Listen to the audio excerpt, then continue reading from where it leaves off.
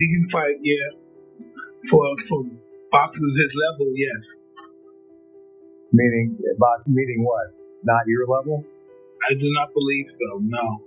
Mike Tyson just brutally attacked Jake Paul because this man finally decided to open his mouth regarding November 15th. Not only did he completely tarnish Tyson's legacy with ridiculous rumors about the fight being rigged, but now he's throwing around claims that Tyson needed money to step into the ring. Oh really, Jake? I've always been in the gym training. I'm a boxing professional fighter. I'm just, activity is great. I had 15 fights in 1 year when I was younger. And I think activity is great, but I'm prepared. The guy who's been a global icon for decades is out here begging a YouTuber for cash. But let's pause for a second. Does Jake even understand the rules of boxing? Or is he just making stuff up as he goes? It's hard to tell, because at this point it's clear that Jake Paul has no idea what he's talking about, and he's about to pay the price for it. Because honestly, the Tyson-Paul fight was the boxing match nobody asked for but somehow couldn't stop watching. Tyson is getting back in the ring. He's 58 years old. He's facing off against YouTuber turned boxer, 27-year-old Jake. When this news broke that 57-year-old Mike Tyson would step into the ring with 27-year-old Jake Paul, the internet collectively raised its eyebrows. Was this a legitimate fight, or the world's most bizarre midlife crisis? Critics were already calling it a circus before the opening bell even rang. The age gap was the least of the concerns. On one side, you've had Tyson, a living legend, while on the other, Jake Paul, a social media personality turned boxer whose greatest weapon is his ability to trend on Twitter. The match felt like mixing vintage wine with cheap soda.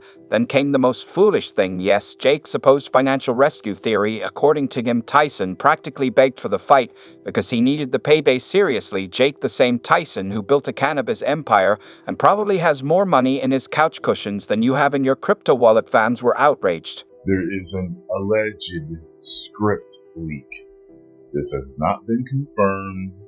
Take it with a grain of salt. No one knows if this is real. But just when the fight hype was dying down, enter the script leak. This wasn't some sketchy Reddit post either. It was a fully detailed round-by-round breakdown of how the fight would supposedly play out. Tyson starts strong with his iconic bob and weave. Jake weathers the storm, and by round 5, Tyson hits the mat after a perfectly timed right hook. Sounds like something cooked up in a Hollywood writer room, right? Fans couldn't believe how specific the script was and how disturbingly close it came to what actually happened. Tyson looked slower, Jake more precise. Even the part about Tyson getting cut above the eye matched reality. Suddenly, the fight felt less like boxing and more like WrestleMania with better PR. That love, Mike, and despite what he said in that interview with the girl about the legacy, we love him and his legacy. Meanwhile, Tyson stayed suspiciously quiet. No furious denial, no public outburst. It was almost like he was letting people talk. Or maybe he was just trying to figure out who leaked the plot twist to the public. After all, if there really was a contract with a non-disclosure clause,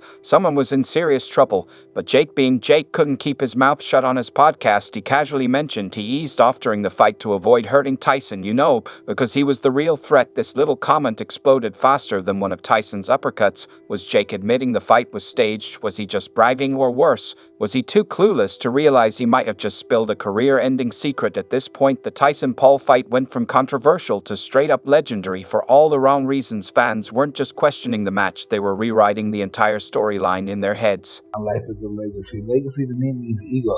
Who the f*** is about my legacy? I'm going to be dead soon one day. But he's not going to win. Mike Tyson's patience snapped faster than Jake Paul's claims of being a legitimate boxer. After weeks of hearing rigging accusations and seeing that ridiculous leaked fight script spread like wildfire, Tyson finally fired back. And it wasn't with his fists this time. In an interview with Fox Sports Radio, the former heavyweight champ dismissed the rigging rumors, declaring it was a real fight. He did just say it, he practically growled it, as if daring anyone to question whether getting punched 78 times was part of some grand conspiracy.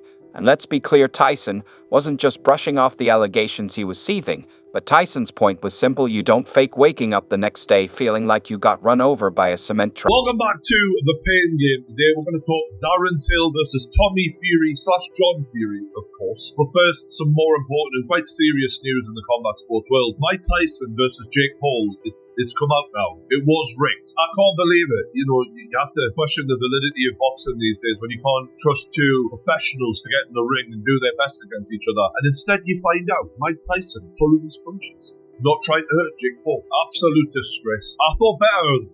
You know, I really did. I thought that Mike Tyson, especially, Iron Mike, you should have gone there and knocked Jake clean out. But here he is, not trying. I'm so disappointed. But you don't need to take it from me. But this wasn't just about physical pain. Tyson's real fury came from what the rigging rumors did to his legacy. For Tyson, it wasn't just an insult, it was a slap in the face with brass knuckles. His legendary status now came with asterisks thanks to a viral fight script that read like something rejected from a Rocky sequel. Behind the scenes, the whispers got even juicier. Insiders claimed there was a non-disclosure agreement, NDA, involved, the kind that comes with scary legal warnings in all caps. If true, this would have barred anyone from spilling details about the fight being anything less than 100% authentic. And yet Jake Paul couldn't resist playing loose with the facts. On his podcast, he casually claimed he eased off during the match, as if he was some kind of merciful boxing god granting Tyson a pass. This wasn't just Jake being cocky, it was potentially NDA breaking. Cocky Jake broke the rules, sources hinted, suggesting Tyson was ready to go full legal bulldog. If that NDA existed, Jake might have crossed a line thicker than Tyson's boxing gloves. Tyson's rumored rage over this wasn't just about the fight, it was about protecting the brand. He spent decades building the same brand. Jake Paul was now dragging through the mud for content clicks.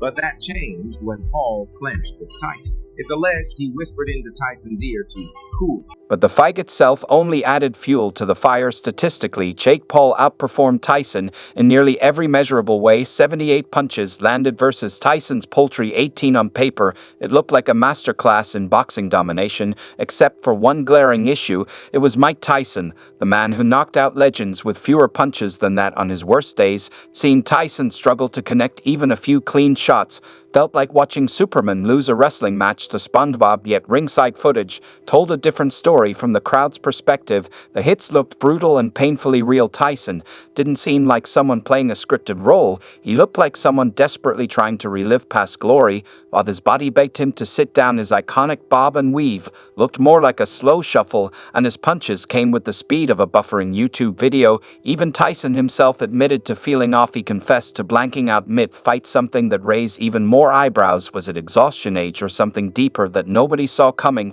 Whatever it was, his sluggish performance only added credibility to the conspiracy theories, even if the truth might have been far less dramatic. The undeniable march of time. Reason, and one reason only, and that is the money. He's getting paid so much money to do this, so that tells me he's getting bored. So again, it is sad that someone like Mike Tyson... But then came the aggression factor. Ringside analysts noticed something interesting. Jake Paul wasn't holding back. He was throwing with bad intentions, landing sharp combinations, and even cutting Tyson above the eye. You could see Jake's competitive streak firing on all cylinders, as if he'd forgotten he was supposed to be playing entertainer, and started fighting like a man desperate for legitimacy. And you know what is the root cause of all this? It's money. Jake Paul never wanted to miss a chance to stir the pot. Claimed that Mike Tyson approached him out of financial desperation. According to Jake, Tyson needed the fight to keep his bank account from going the way of empty. There's the juicy pay-per-view debate. Industry insiders whispered that both fighters walked away with hefty seven-figure paydays, but did Tyson feel shortchanged? Maybe. If Jake pocketed more due to his internet clout, that would have added extra sting to Tyson's already bruised pride. Imagine spending decades building a legendary career only to be out-earned by a guy famous for pranking strangers on YouTube. Ouch. The real question is, was Tyson's return to the ring a strategic business move or a desperate grasp at glory? Some say he wanted one last taste of the spotlight before retirement, or maybe just to prove that even at 57 he could still rearrange someone's face. But stepping into the ring with Jake Paul wasn't just risky, it was like a retired lion challenging a loudmouth hyena. Tyson might have been thinking easy payday,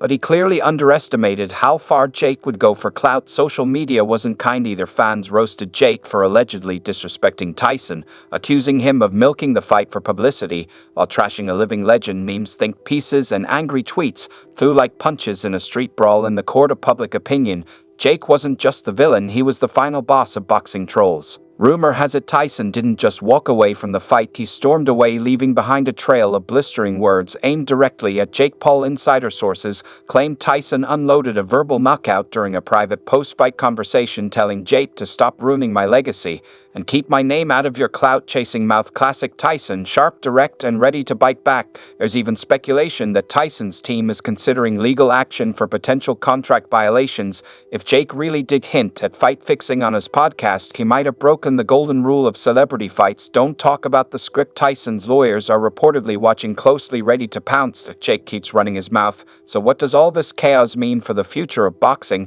as the sport crossed the point of no return, where hype and headlines matter more than skill and legacy? Can boxing survive when fights feel more scripted than spontaneous? And most importantly, how long before fans stop tuning in altogether, tired of wondering whether they're watching a real contest or just another pay-per-view soap opera? The ring was once a place where legends were forged. Now it's starting to look like just another stage.